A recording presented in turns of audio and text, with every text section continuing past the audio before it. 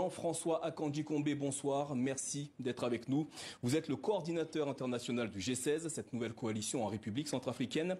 Dérive dictatoriale, c'est avec ces mots que vous avez qualifié ce qui n'est pour l'heure qu'une proposition de loi. Pourquoi pensez-vous que le pouvoir centrafricain pourrait basculer dans une forme de dictature ? Bonsoir Monsieur Dosso, et je vous remercie pour l'invitation. Dérive dictatoriale, les mots ne sont pas forts, pas assez forts. Le projet, vous parlez d'une proposition. Aujourd'hui, il y a le député Kapayen qui a déposé une proposition de loi constitutionnelle.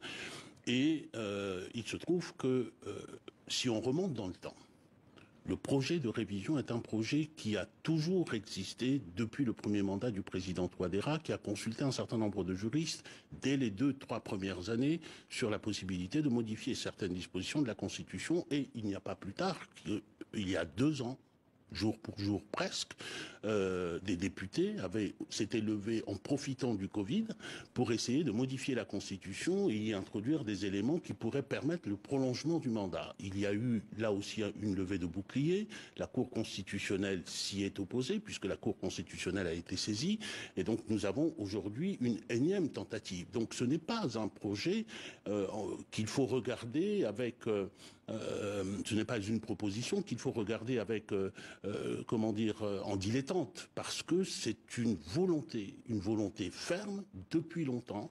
Et lorsque nous parlons de dérive dictatoriale, c'est parce qu'il n'y a pas de débat en République centrafricaine. Le conseiller spécial que vous avez reçu, en tout cas pas vous, mais qui s'est exprimé sur RFI notamment, il a indiqué la seule raison qu'il ait avancé pour procéder à cette révision, c'est que des pays de la région avaient fait sauter le verrou pour aller au troisième mandat. C'est un des arguments, notamment annoncé par le député Brice Kapayen, initiateur de cette proposition de loi, qui souhaite, selon ses mots, mettre la constitution centrafricaine au même niveau que celle des États de la sous-région, ne disposant pas de limitation du nombre de mandats présidentiels. Que vous inspire cet argument? Alors, nous avons un député qui a oublié que la constitution dont il était en train de parler était la constitution centrafricaine, donc la constitution des Centrafricains.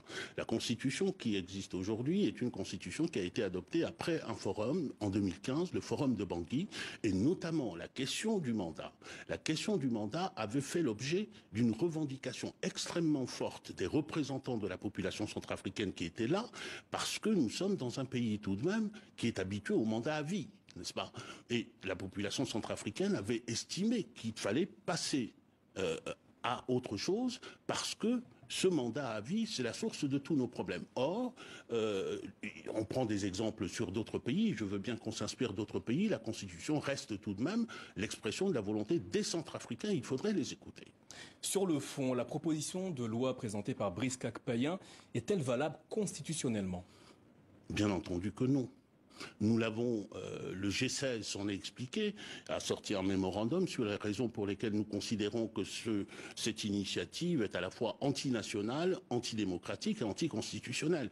Et sur le plan juridique, mais il ne se joue pas seulement du droit ici, mais revenons au plan juridique. Sur le plan juridique, la Constitution prévoit quoi? La Constitution prévoit bien sûr qu'elle peut être révisée, mais la Constitution pose 2 interdictions qui sont essentielles. Aucune révision possible lorsqu'il est porté atteinte à l'unité et à l'intégrité du territoire. La République centrafricaine ne peut pas s'enorgueillir aujourd'hui d'être le seul pays qui ait l'intégrité de son territoire dans la région. 2e interdiction, qui est posée par la Constitution, en aucune manière, on ne peut toucher ni au nombre, ni à la durée du mandat. Donc, au nombre de mandats, ni à la durée du mandat. Et il se trouve que nous sommes en Afrique. Et il y a un élément sur lequel je voudrais ici insister, c'est que cette interdiction-là est versée dans le serment qu'a prononcé le président Touadéra par 2 fois. Nous savons ce que cela représente dans nos pays et dans nos cultures, un homme qui manque à sa parole. Cela détermine sa condition d'homme. Il passe de la dignité à l'indignité. Jean-François Akanji-Kombe, le fait que certains élus centrafricains souhaitent une nouvelle constitution avec peut-être des réformes institutionnelles afin de renforcer les institutions dans le pays, n'est-ce pas une bonne initiative dans un pays qui traverse de multiples crises? Une constitution n'est pas un instrument figé dans le temps. C'est notre conviction. Une conviction est un instrument de droit vivant. notamment parce qu'il doit refléter les sociétés dans lesquelles il se trouve. Or, nous avons aujourd'hui une révision qui est engagée. D'ailleurs, le Conseil spécial qui s'est exprimé récemment ne parle plus de révision, il parle de changement de constitution.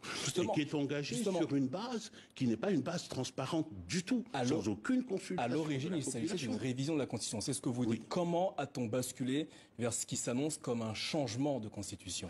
Parce qu'il y a eu une levée de boucliers chez les Centrafricains, dont le G16. Le G16 a participé à cette levée de boucliers et on leur a montré que la révision était absolument impossible pour les raisons que nous avons évoquées. Et donc, c'est une sorte de petite victoire, mais dont nous ne nous réjouissons pas parce que le combat reste long. Ceux qui sont à l'origine de ce projet et le président Touadéra sont prêts à passer, y compris par la force, et nous devons rester déterminés et sur le terrain jusqu'au bout. À ce sujet, vous faites part de vos préoccupations au sujet du Rwanda et de son président, Paul Kagame. Pourquoi les autorités rwandaises suscitent-elles des craintes pour vous?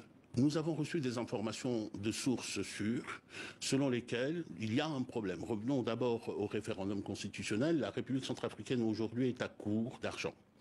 Est à sec, si l'on peut dire, et il y avait un projet d'élection municipale, d'élection régionale, locale, qui a été annulé faute de financement. Donc, vous parliez tout à l'heure de référendum constitutionnel, le problème va se reposer. Et la question se pose de savoir où trouver les financements. Et nous avons reçu des informations selon lesquelles le président Kagame s'apprêtait, avait promis de financer ce référendum constitutionnel. Bien sûr, cette remise en cause, je voudrais dire ici une chose, que nous pensons au G16. Nous rendons hommage aux soldats rwandais qui sont morts sur notre territoire pour la protection de la population civile. Il y en a eu. Ceci est une coopération dont nous souhaitons la poursuite. Mais nous ne voulons pas de la reproduction du conflit de RDC et nous ne voulons pas de l'exportation du pouvoir à vie. Le peuple centrafricain l'a refusé en 2015. Nous poursuivons cette lutte pour que la volonté du peuple centrafricain soit écoutée. Alors je précise qu'à la suite de votre intervention, hier, le chef de la diplomatie rwandaise a réagi. Il s'agit de Vincent Biruta. Il dit que l'intervention du Rwanda en République centrafricaine est destinée au gouvernement et à ses institutions et non à un individu. Le Rwanda ne peut en aucun cas être impliqué dans la politique intérieure de la République centrafricaine, encore moins dans le projet de modification de la constitution de ce pays. Que vous inspire la déclaration du chef de la diplomatie rwandaise? Bien entendu, je m'en réjouis si la fin de sa déclaration se trouve vérifié dans le temps et qu'il n'y a pas de financement rwandais. Nous restons attentifs, vigilants. Nous souhaitons la poursuite de la coopération avec ce pays frère et avec ce peuple frère qu'est le peuple rwandais, mais nous ne voulons pas que, de la même manière que nous ne souhaitons pas que notre gouvernement s'ingère dans les affaires intérieures d'autres pays, nous ne souhaitons pas cela. Et j'ajouterai une chose vis-à-vis du peuple frère du Rwanda. Ce qui est en train de se passer est quelque chose qui est interdit par notre Constitution. Et notre Constitution précise même que la personne qui se livre à cela, ou les États qui l'aident à se livrer à cela, a déclaré la guerre au peuple centrafricain. Et nous ne voulons pas de cette situation-là. Et par conséquent, il est encore temps de se ressaisir et je me réjouis des propos. Pour l'instant, il s'agit de propos. Nous allons attendre qu'ils soient suivis d'actes, c'est-à-dire d'abstention. Jean-François Akanji Combé, merci d'avoir répondu ce soir à nos questions.